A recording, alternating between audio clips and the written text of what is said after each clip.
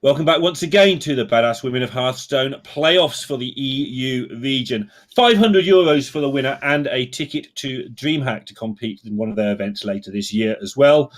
With me for this round between Arya and TheTeacher is Run. Run, how are you doing? Hey, I'm great. So excited to be casting this match. Yeah, it's looking like it's going to be a good one.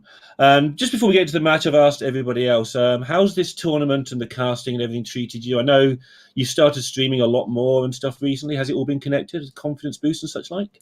Yeah, this tournament has been huge for me in casting. I've really been able to practice it, gain a lot of confidence in it, and really just learn how to be better at streaming, how to be better at casting, and learning to play the game better as well, going through this whole tournament. And time for the shameless plug. How often do you stream and when do you stream so people can give you a follow and come and watch the stream? I love shameless plugs. I stream Monday through Friday, 12 to 3:30-ish every day, Monday through Friday. So be there or be square. Is that some weird Central time zone time. that isn't Europe? Yeah. Central, so we have to add 7 to that. So sort of 7 p.m. our time should be good prime time for most European viewers. Have a look at Run's stream and you get the chance. Anyway, moving on to this, it is the lower bracket final, so the winner will get to play for that title. It's between Arya and Teach, the top two in the Swiss. What have they got for us? What lineups have they brought?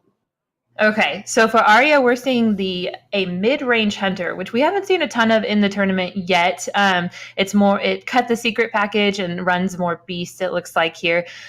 She runs Mind Blast Priest.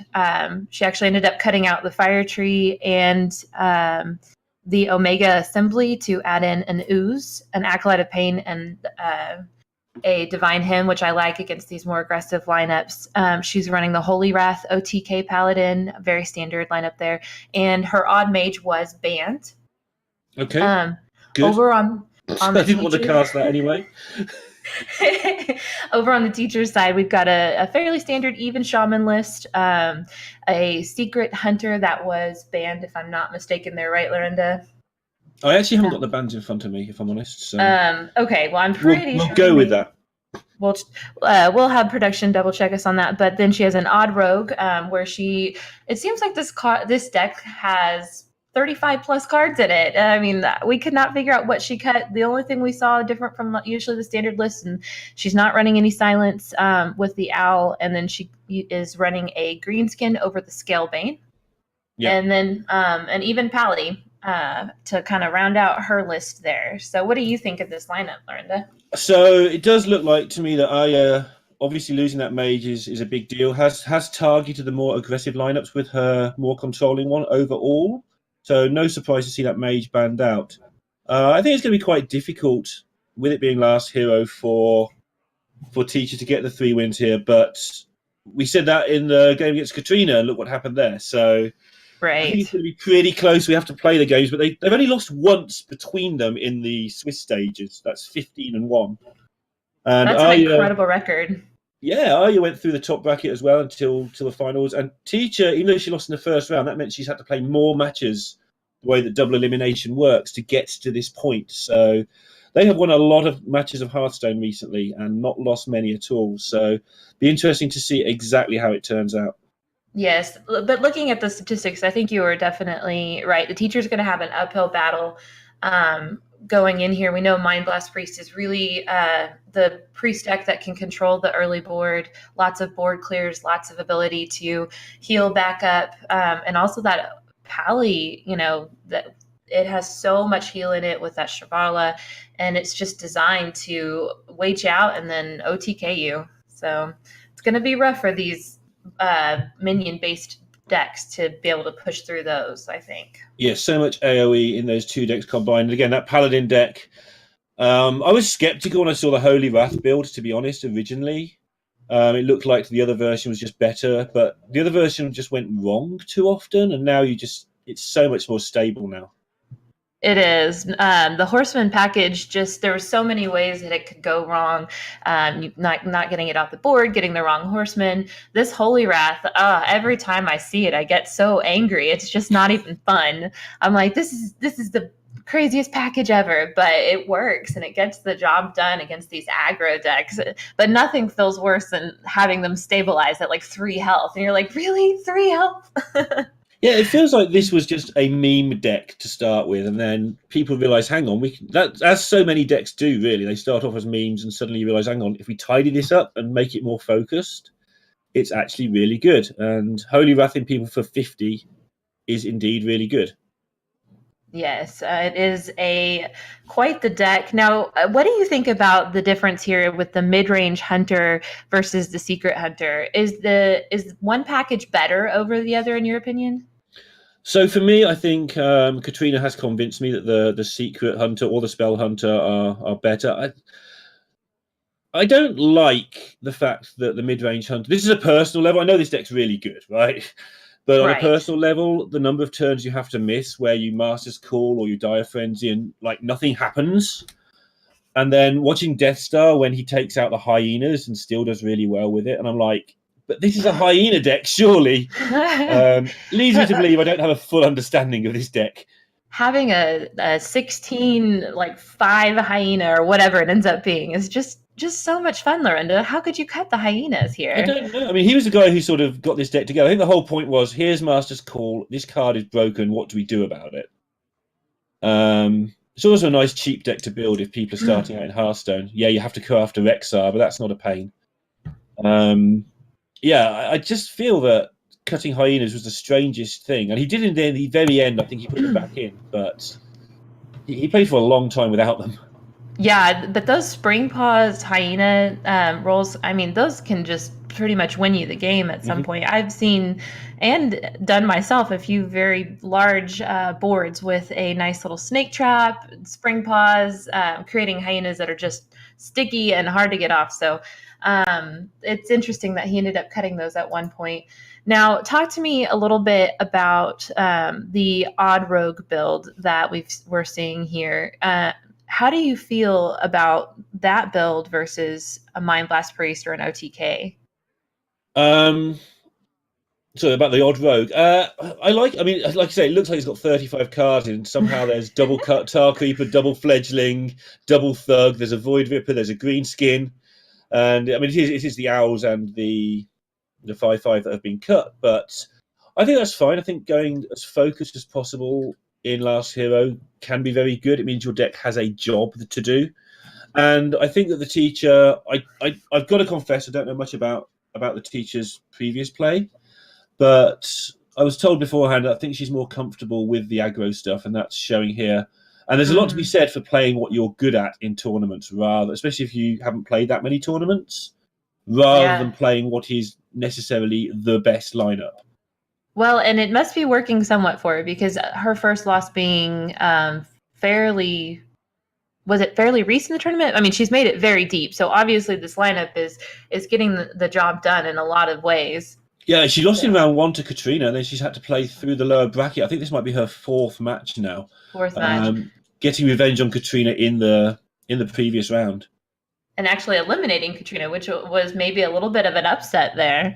For sure. So, I think Katrina has shown how good she is at Hearthstone once again, after a little bit of time sort of not being so much on the scene and doing a lot of writing for Icy Veins and all that sort of stuff. Yes. And if I'm not mistaken, Lorinda, I think that you actually posted this on one of the social media sites, like Twitter or something like that. She hit #1 legend on both servers last month. Was it? Yep, was that finished #1 legend on both servers. Oh my goodness. Like, which even we think nobody's ever done that. A lot of people have been #1 legend on 2 or even 3 servers, but nobody's finished there, we don't think.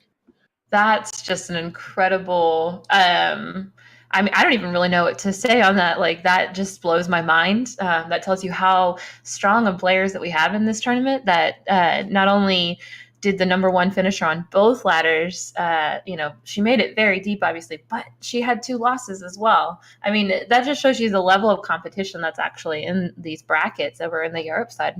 It's crazy good. Both sides are super strong. Arya won WSG last year, the European section. Skarakai was 3rd in that and went on to do well in China as well. She was in his top 8.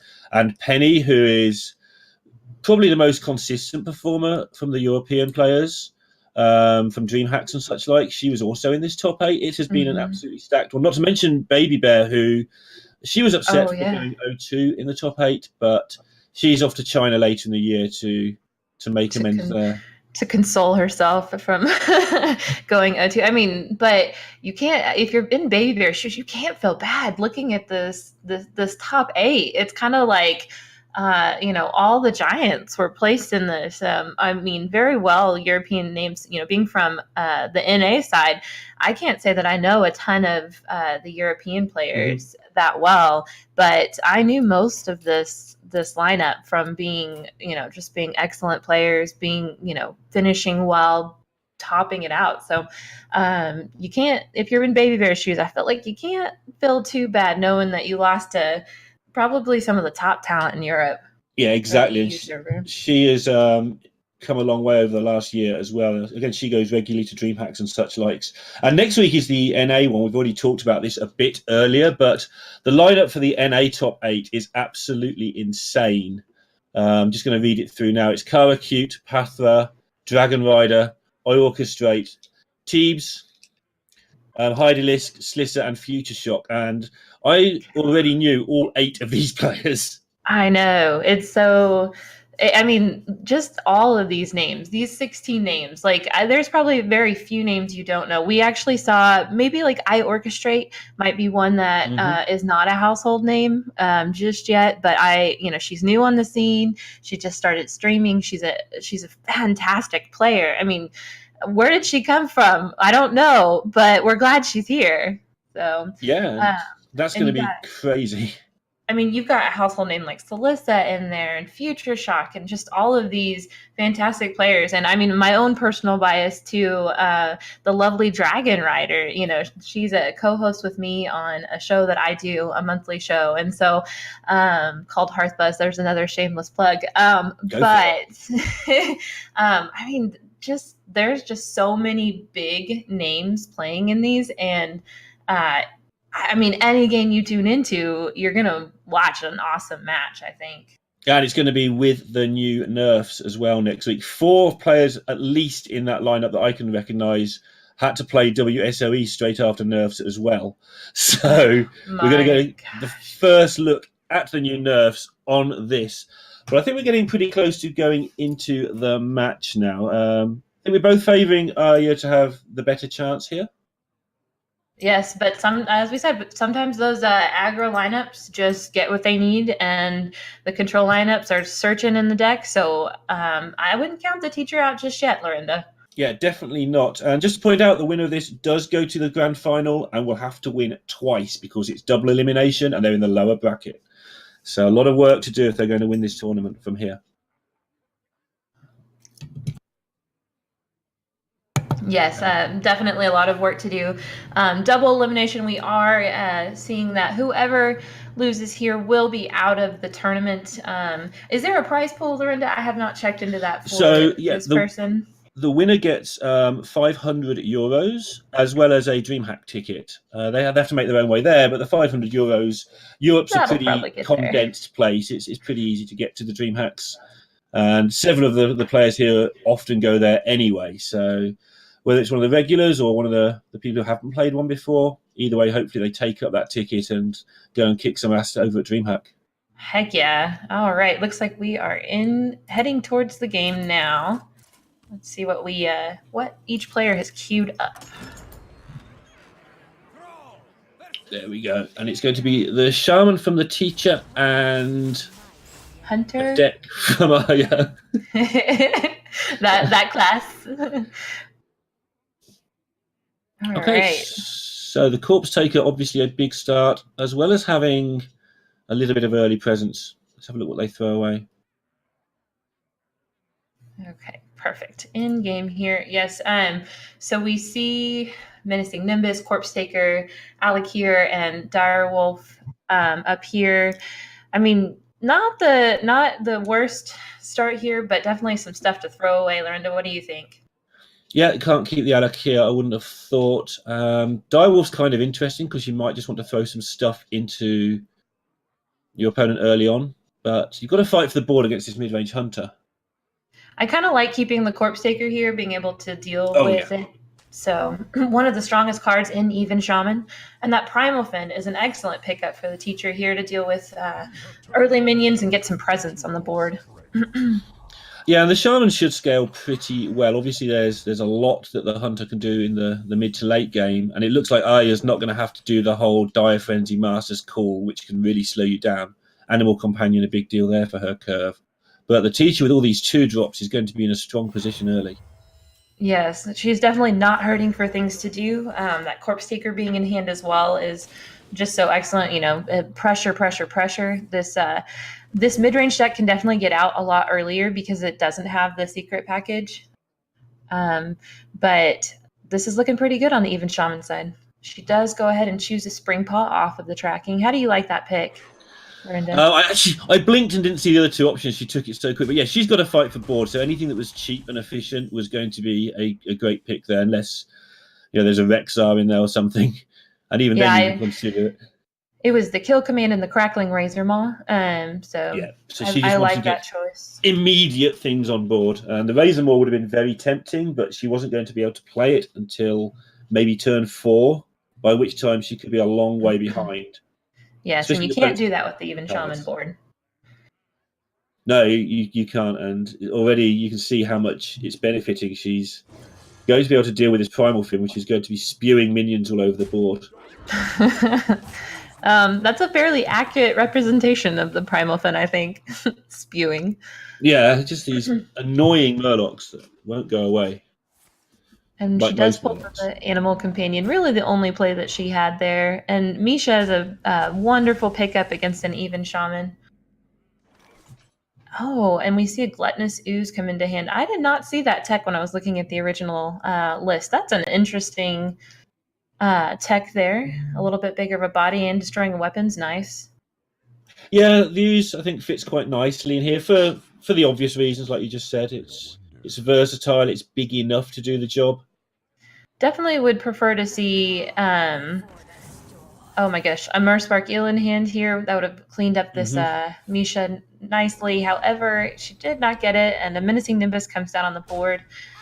And she does about the only thing she can do, trading in her Dire Wolf.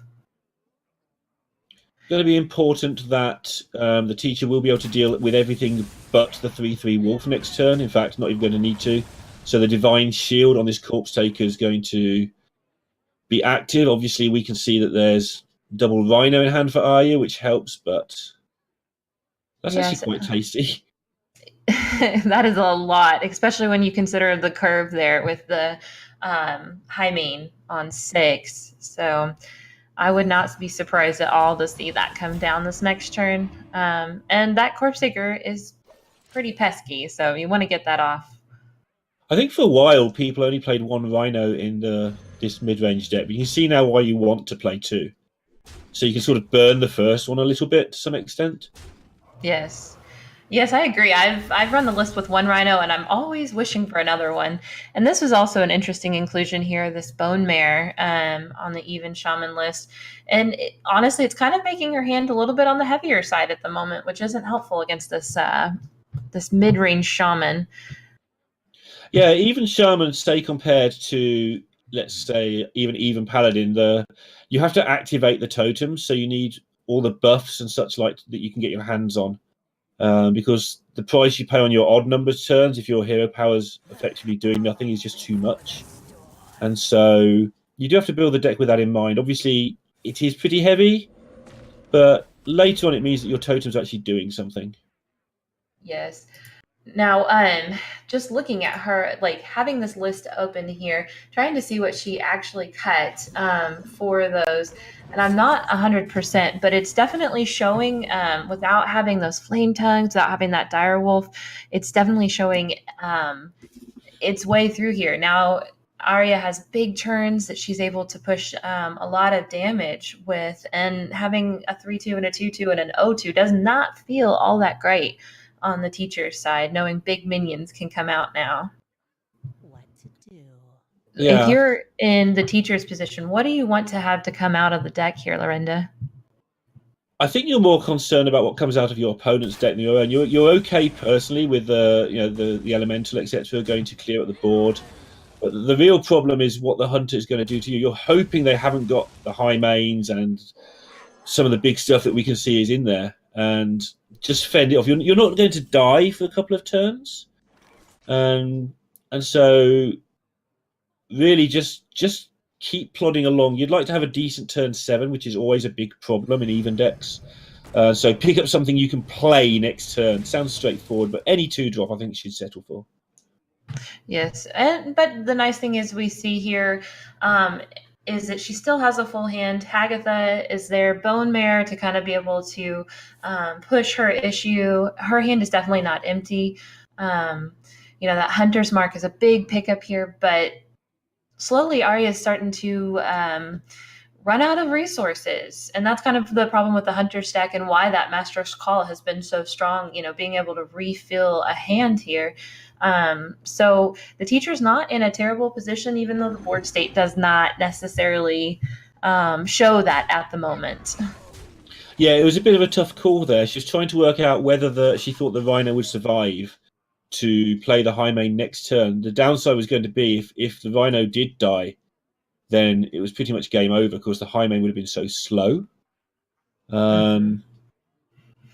But no good pickup for the teacher, but hexing a high main's got to feel pretty good. And really, Arya now, her next draw is absolutely critical. Yes, she needs a lot of things to come out. And there it is. That's the exact card she needed to be able to refill her hands. And we see a Hyena, a Dire Maul, and a Crackling Razor Maw. That's a big pickup. It is, and the temptation to dump all the stuff on the board is resisted, which would have resulted in a pretty big disaster. That was a great call on Arya's part, knowing that very, very likely a Hagatha was going to be coming out this turn. And we do see that the teacher reaches for it and plays Hagatha. I have to admit, Hagatha is probably one of my favorite hero powers. I've been playing a lot of even Shaman Lorinda, and this is it's always so much fun seeing what comes off. Unfortunately, it seems like it's always the 2-mana spell summon 2 Murlocs from your deck. Yes, yeah, ice fishing. It's always ice fishing. It seems like that's like a quarter of the spells that you get. It really, really does. We're going to see the use of this Bone Mare, maybe not next turn because you've got to deal with the Rhino, but... Oh, that just feels awful. A dire, frenzied Rhino. And then a Hyena to boot. Now this can really turn the game around for Arya. Even with that with the Master's Call in hand again, she's just able to put so much pressure. Yeah, winning the exchanges early. Sea Giant definitely not what the teacher really needed here, and hard to see actually what she can do that's going to be much use. Alec here does a bit, I guess. Yes, I mean it may be the Hail Mary here of, I don't think she does it yet. I was going to say maybe she Merrspark Seal to clear out the Hyena to see what she gets, but if she does that, she's dead. So maybe it is Alec here just to clear off that Rhino. She might choose as well to take a chance, leave the Rhino up, which sounds terrifying, but your opponent only has 1 card. And instead pick off two of the minions, the Hyena and the Crackling Razor Maw. Yeah, and just hope it all goes away.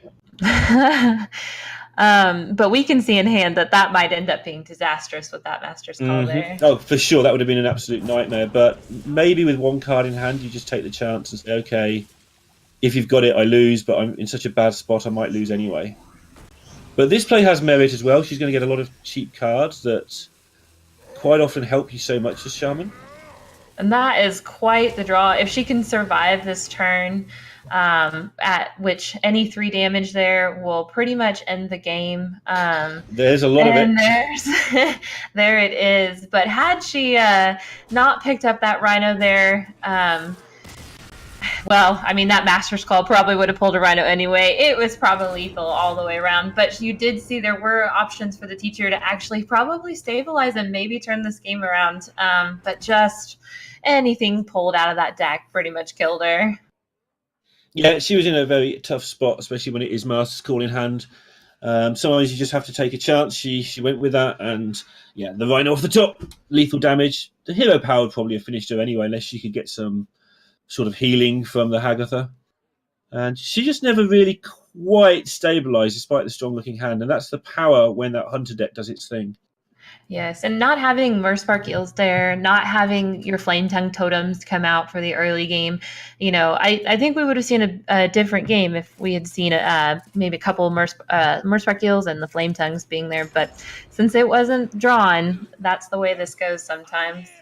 And they're not messing around. They're straight into game number 2. It is last hero standing, and the teacher has chosen to go with her even Paladin to try and take on this Hunter Nightmare.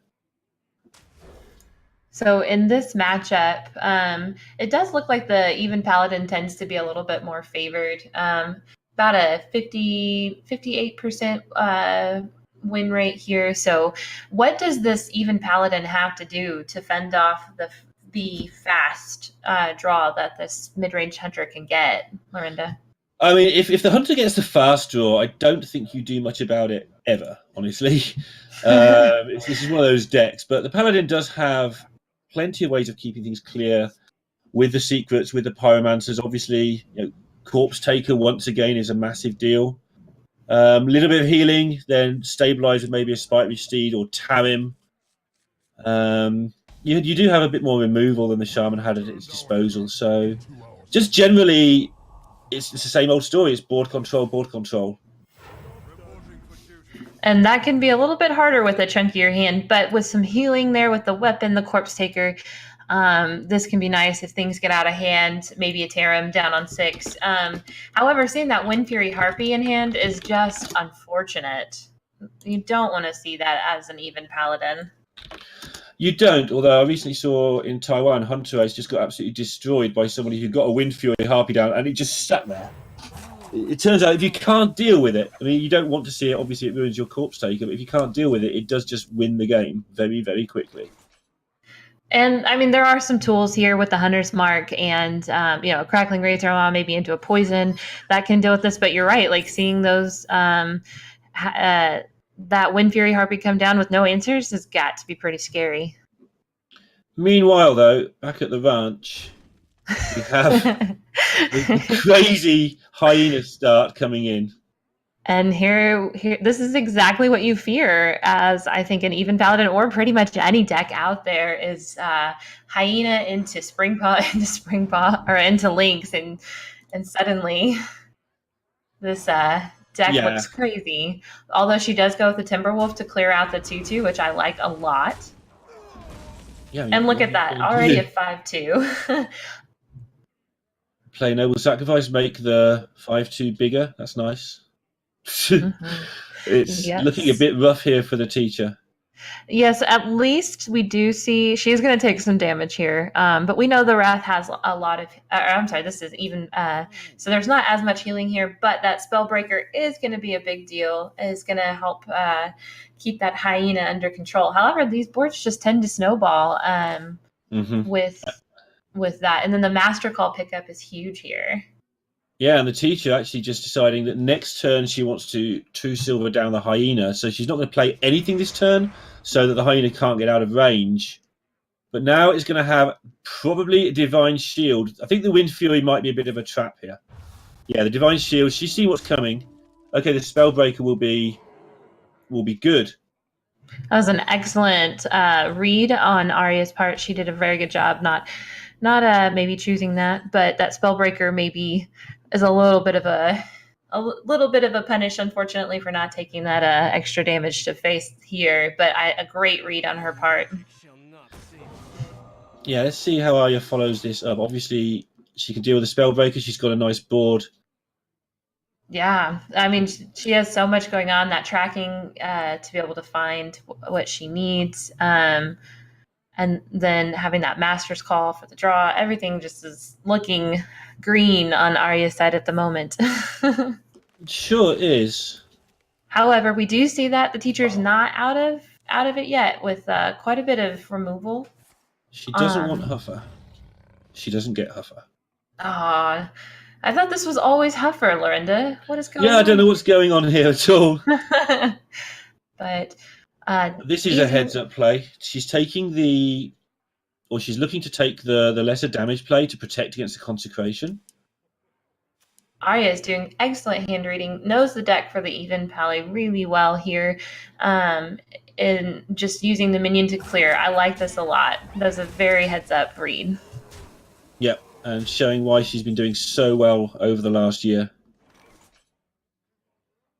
Just keeping her eyes on the game properly.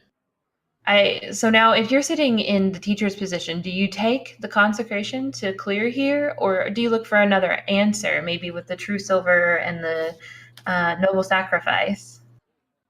So one option she had available to her, although this takes a lot of damage off the board the way she's doing it, would be to consecration noble sacrifice, and then that would help your avenging wrath next turn. But honestly, that plan was pretty slow. Yes, I agree.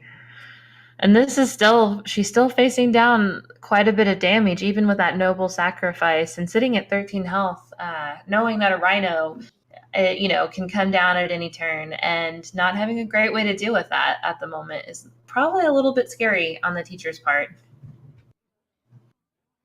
Yeah, she is running into the situation now where she's just going to die to the hero power over time as well, which is never fun, because that just puts such a clock on you. And I think we'll probably see Arya start to weave those in, maybe with the Master's Call, hero power next turn, but that seems awfully slow when you've got other options. But they're definitely starting to weave those in and try to get just down over time and keep this board. You do see that she is working with the mole here. A great read on that secret part, probably being a noble sacrifice. So she's able to push 5 more damage to board and reaches for that rhino. Yeah, this works nicely because, first of all, obviously it sets up lethal next turn. But if you get equality consecrated, you just play the high main, and then the teacher's still in a world of trouble, even if the board has survived. Teacher can't hit the rhino with face because she will die to the hero power on the reswing. Yeah, this clears up a lot of now she can. Here. Sorry, my bad. Now she can.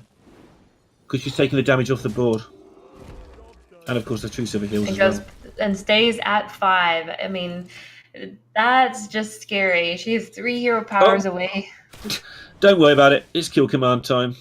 Oh, and there it is. Yes, I didn't even see that come into hand, looking at her hand, trying to figure out what to do. And that does take the second game here. And she's down to just the odd rogue to stay in this tournament. Otherwise, we're going to get a rematch with Arya going into that final. That is something. So here we go. Well, plays are going to take just a second. Sorry, excuse me. But very interesting finals. This is kind of what we thought we would see with the teacher struggling a little bit against this lineup. I'm a little surprised that it was the Hunter deck that's kind of been the one that's controlled this, though. No, I agree. And again, being taught lessons about how good this Hunter deck is. And that's a great thing with casting. I get to learn things while I watch people play top quality Hearthstone. And I kind of like that this mid-range Hunter really hasn't... I mean, you don't miss the secrets at this point. So controlling the board has not been a problem here. And then going into this matchup, board control is going to be the biggest fight that they'll both have. Excuse me, I just laugh a little bit because Arya's hand looks like the sort of hand that I would like. I've never had this hand, but I would like it. Yeah. Crackling Razor Maw, Dire Mole into Crackling Razor Maw, the Spring Paw, Animal Companion. It just seems like all the tools are there. But, this rogue can really get out and do some work too. And she's got some, with that coin in hand, she's got some really good options. See what she gets from this Razor Maw. Nothing particularly exciting there. No. She buys herself a bit of time though. Does protect against the mole getting hit, but whatever. Yeah. That Wind Fury Mole just doesn't really strike fear into your opponent's heart, I don't think. Not yet anyway, until you've dire frenzied it and But yeah, I agree. It's basically like playing another minion when you play Divine Shield, and I it's all about that minions. learned this from a game. You don't keep the Crackling Razor Maws buffs. If I'm not mistaken, during a game I thought it would keep the buff from the Crackling Razor Maw, and it doesn't. Okay, I was going to say that makes sense, but I'd have to think about whether it makes sense or not when I have the copy. I did that on a wolf, a Wind Fury wolf, one time, and found out the hard way when it came out as just a plain old 6/6. How disappointed I was. Yeah, the things you learn when you actually play the decks. I know playing the just while we watch this board establish, playing the combo paladin for the first time, I'd forgotten that Zola makes a golden card, so I thought I had 3 different horsemen, and 2 of them were actually the same. Just one was golden with a slightly different picture. Like, okay. Not going to do that mistake again. happen. Right. We see Animal Companion coming down with Leok there, making it a nice little 2/2. Not a terrible board state here, but it's really tough to get that Hinge Clan thug down when you don't have a weapon equipped. So I think she's going to be reaching maybe for something to either equip a weapon or that Tar Creeper to protect her 3/1. Yeah, these Tar Creepers were very, very good against Katrina in the last round. Not quite so good against Hunter, but still really, really annoying to get through. Very hard to get through. But we do see that Hunter's Mark in hand. It's going to be about the only way that she's able to get through these Tar Creepers efficiently. There's double links because it's going to be double buffed with the... Oh, that is a good point. And the wolf. But yeah, she's just going to do it the old-fashioned way and save all her resources.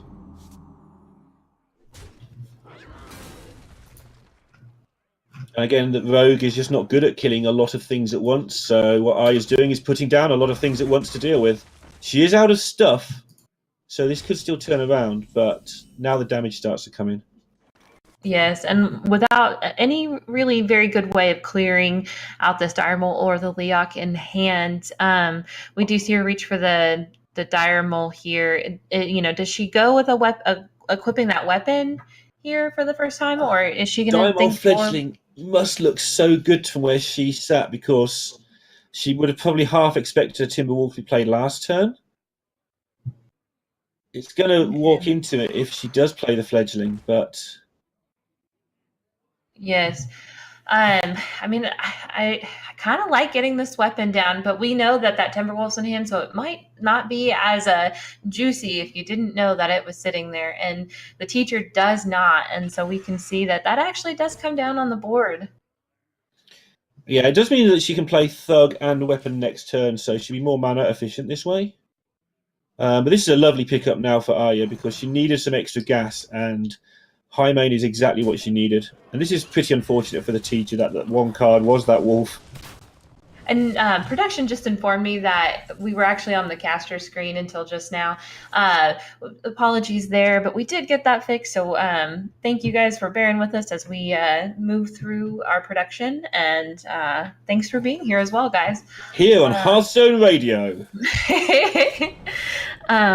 So we do finally see that odd rogue weapon coming down. The only positive here too about that weapon having not swung before is that she hasn't taken a ton of face damage with it. And there's not a whole lot in Arya's hands at the moment. Tracking, though, such a great pickup right now.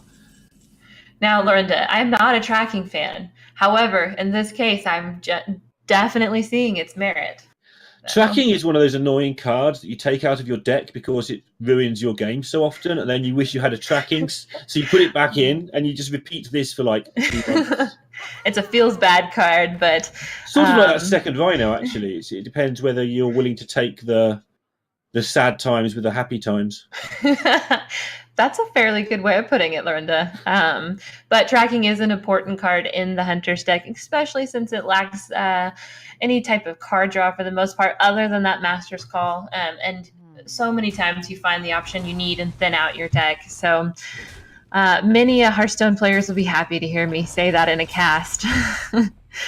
But if you're sitting in the teacher's position here, you've got Leroy Coldblood in hand, but Firefly doesn't do a whole lot, and you don't want to use your burst here. What are you thinking that you want to do? I can't say what I'd be thinking in her position right now, live on air, but it's not very polite. I'd be very upset in general. I mean, she's got to be very careful. She needs to. Okay, that makes some sense. That might force the high main to trade. She's got to preserve her health total, but she's also simultaneously with that not got to be scared of taking extra damage with a hero power. And I think she's obviously in a world of trouble. Those two things don't mix together very well at all. No, they don't. You know, the Tundra Rhino, burning that, the Crackling Grace Mountain, probably none of those feel great. I am kind of tempted about that Hunter's Mark, just to be able to leave your high main up and healthy. I'm wondering if she's thinking of getting the Razormaw and sort of hoping for Divine Shield, because Divine Shield or Wind Fury would both be pretty good.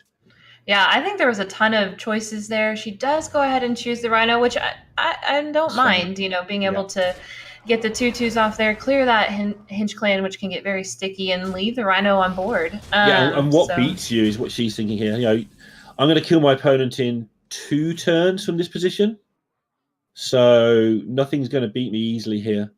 And the Void Ripper is a decent pickup. It's going to take a lot of damage off the board, but in terms of getting enough damage to win the game and stabilizing and not dying to the hero power, plus whatever cards are picked up, the teacher is in a terrible spot now. Yes. Yeah. I mean, being able to weave in those hero powers, and the flanking strike's a big deal as well. Being able to clear off her board, and another tracking pickup just adds insult to injury here. And Master's Call. Oh, but she does lose the Savannah Hyena and the Scavenging Hyena. This is probably a little bit of a feel bad moment, but you know you've got to take that Master's Call for refill. Yeah, I mean, she could possibly even win this without drawing a card at all now. And it is true. There is so little ways right now for the teacher to be able to gain tempo back and push her advantage. And maybe a little bit of a mistake on the teacher's part using both tokens earlier, just because that would have been a great activator, and now having to use 4 damage for an enemy minion just does not feel great. No, she's just all in on defending. I think she had to get rid of everything she could early on, though, and I just put her under so much pressure. Mm-hmm. Sitting at this point, I think Myra's Unstable Evolution is probably the only thing that's going to save you, but we do see that Rhino in hand is going to probably bring this game home. Near enough, anyway. Yep. It's not actually lethal, but if you do 25 as Rogue next turn, good luck to you. No, I mean, with that. It's the one for the dog as well, yeah. Lethal, yes. Well, that was a quick series, Lorinda. We knew the teacher would struggle and against this deck, and that hunter just brought it home. Yeah, very nicely piloted by Arya again. And I said earlier, she sort of did the Pavel. A lot of people, not a lot, but some people didn't believe her win in WSG Barcelona because she did draw a lot of Keleseth that day, and she was the underdog in that final. But she has shown time and time again this year now how much she's gained from that trip to China, that trip to Barcelona. Yes. And found herself in this final for a rematch with Marie Crochet. I mean, I am very excited. Both excellent players. Arya has to feel really good there. Her hand reading skills were spot on. She got the draws she needed. That we won't say that, but I mean, just her ability to know what's in the decks, know how to play around things. It really showed, especially in that game against the Paladin.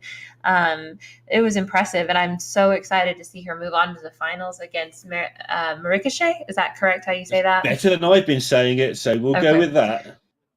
Production just said it, and but I got the opportunity to watch her play yesterday, and fantastic player. Really impressed with her as well. So this should be a really, really good game coming up. So make sure you guys stay tuned. We've got a lot of action coming up, and we're going to crown the winner of the European bracket here before too long. So you don't want to miss that.